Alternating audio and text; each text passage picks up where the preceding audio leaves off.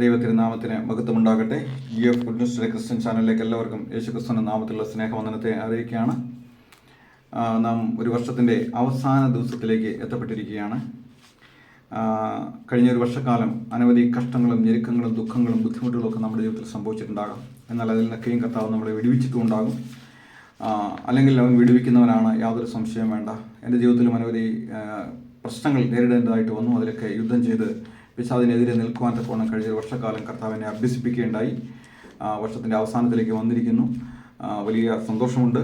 കാരണം അവൻ എന്നെ തോൽപ്പിച്ച് കളഞ്ഞു എന്ന് ശത്രുവിനെ പറയുവാൻ ഇടവരാതെ വണ്ണം കർത്താവ് എനിക്ക് തുണയായിട്ട് നിന്നു.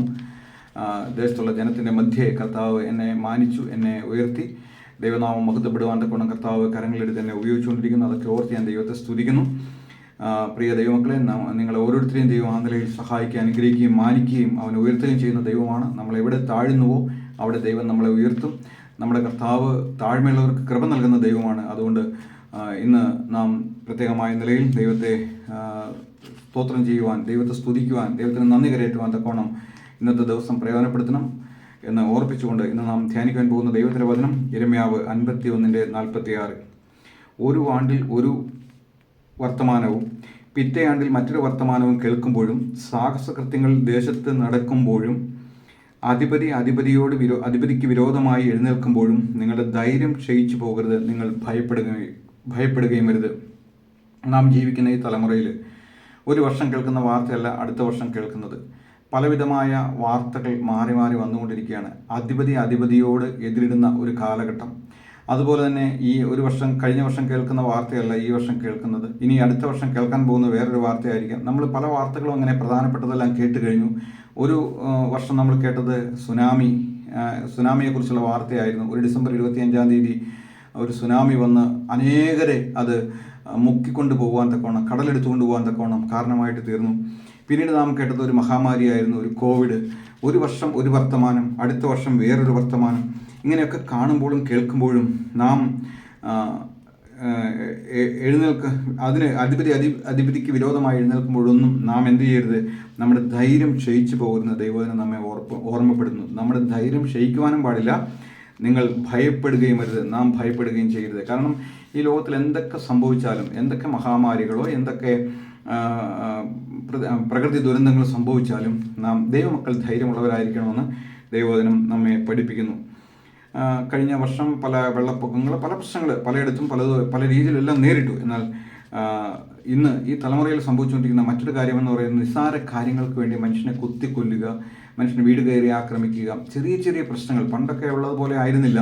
ഇപ്പോൾ മനുഷ്യന് അല്പം പോലും ഒരു ക്ഷമിക്കുവാനുള്ള ഒരു മനോഭാവമില്ല. നിസ്സാര കാര്യത്തിന്, അത് വയസ്സെന്നവരോ വയസ്സില്ലാത്തവരൊന്നുമില്ല, പെട്രോൾ പമ്പിലാണെങ്കിലും മറ്റിടങ്ങളിലെല്ലാം ജനത്തെ കൊല്ലുന്ന ഒരു രീതി അവിടെ ഇവിടെയൊക്കെ നമുക്ക് കാണുവാനായിട്ട് സാധിക്കും. അതുപോലെ തന്നെ ഭരണാധികാരികളിലെല്ലാം വലിയ വലിയ മാറ്റങ്ങൾ സംഭവിച്ചുകൊണ്ടിരിക്കുന്നു. അക്രമങ്ങളെല്ലാം പെരുകുന്നു. രാത്രിയിൽ ഉറങ്ങാൻ കഴിയാതെ വണ്ണം കുറുവാ സംഘങ്ങൾ സഞ്ചരിക്കുന്നു.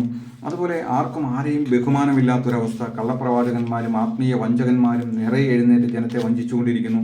ഇങ്ങനെയുള്ള ഒരു തലമുറയിൽ ദൈവം നമ്മളോട് പറയുകയാണ്, ഇതൊന്നും കണ്ടിട്ട് നിങ്ങളുടെ ധൈര്യം ക്ഷയിച്ചു പോകരുത്. ഇതൊക്കെ സംഭവിക്കേണ്ട കാര്യങ്ങൾ തന്നെയാണ്. അനേകരുടെ വിശ്വാസം മറിച്ചു കളയുവാൻ തക്കവണ്ണം, മറിഞ്ഞു പോകുവാൻ തക്കവണ്ണം, വിശ്വാസത്തിൽ നിന്ന് വിട്ടുപോകാൻ തക്കവണ്ണമുള്ള കാര്യങ്ങളൊക്കെ സംഭവിച്ചേക്കാം. എന്നാൽ ദൈവം നമ്മളോട് പറയുന്ന ഒരു പ്രധാനപ്പെട്ട കാര്യം, ഇതെല്ലാം കാണുമ്പോൾ നിങ്ങളുടെ ധൈര്യം ക്ഷയിച്ചു പോകരുത്, നിങ്ങൾ ഭയപ്പെടുകയും വരുത്. അടുത്ത വർഷം എന്താണ് സംഭവിക്കാൻ പോകുന്നത് നമുക്കറിയില്ല. എന്നാൽ എന്ത് സംഭവിച്ചാലും, അനേക കള്ളപ്രവാചകന്മാർ സുനാമിയുടെ മുൻപ് എഴുന്നേറ്റിട്ടുണ്ടായിരുന്നു. അതുപോലെ തന്നെ കോവിഡിന് മുമ്പ് എഴുന്നേറ്റിട്ടുണ്ടായിരുന്നു. അവരുടെ പ്രവചനങ്ങളെല്ലാം തെറ്റിച്ചുകൊണ്ട് പല കാര്യങ്ങളും ഇവിടെ സംഭവിച്ചു നമുക്കറിയാനായിട്ട് സാധിക്കും. അപ്പോൾ അങ്ങനെയുള്ള കള്ളപ്രവാചകന്മാരൊക്കെ അതോടുകൂടി വെള്ളത്തിൽ മുങ്ങിപ്പോയി എന്ന് പറഞ്ഞാൽ അതോടുകൂടി അവരെ അവസാനിച്ചു. പിന്നെ അധികം പേര് അങ്ങനെ പ്രവചനമായിട്ട് വരുന്നില്ല. ഇപ്പോൾ കുറച്ച് മാത്രമേ ആ നിലയിലുള്ള പ്രവചനമായിട്ട് വരുന്നുള്ളൂ എന്ന് നമുക്ക് കാണുവാനായിട്ട് സാധിക്കും. അടുത്ത വർഷം എന്താണ് സംഭവിക്കാൻ പോകുന്നത് നമുക്കറിയില്ല. എന്നാൽ ദൈവവചനം പറയുകയാണ്, ഒരാണ്ടിൽ ഒരു വർത്തമാനവും പിറ്റേ ആണ്ടിൽ മറ്റൊരു വർത്തമാനവും കേൾക്കുമ്പോൾ നിങ്ങളുടെ ധൈര്യം ക്ഷയിക്കരുത്, നിങ്ങൾ ഭയപ്പെടുകയരുത്. അടുത്ത വർഷം എന്തൊക്കെയാണ് നമ്മുടെ ജീവിതത്തിൽ സംഭവിക്കാൻ പോകുന്നത് നമുക്കറിയില്ല.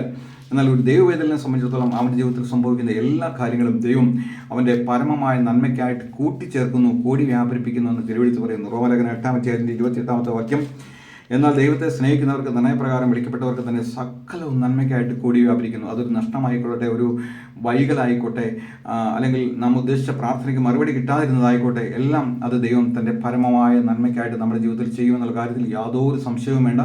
അതുകൊണ്ട് ഈ വർഷത്തിൻ്റെ അവസാനം ദൈവത്തെ സ്തുതിക്കുവാൻ, ദൈവത്തെ മഹത്വപ്പെടുത്തുവാൻ, ദൈവത്തെ എപ്പോഴും സ്തോത്രം ചെയ്യുവാൻ, നന്ദി കരയറ്റുവാൻ ഇടയായിട്ട് തീരട്ടെ. അടുത്ത വർഷം എന്ത് സംഭവിക്കുമെന്ന് നമുക്കറിയില്ല. അതോർത്ത് നാം ഭാരപ്പെടേണ്ട കാര്യമില്ല. എന്ത് സംഭവിച്ചാലും കർത്താവ് നമുക്ക് തുണയാണ്. അവൻ നമ്മുടെ കൂടെ ഇരിക്കുന്നു.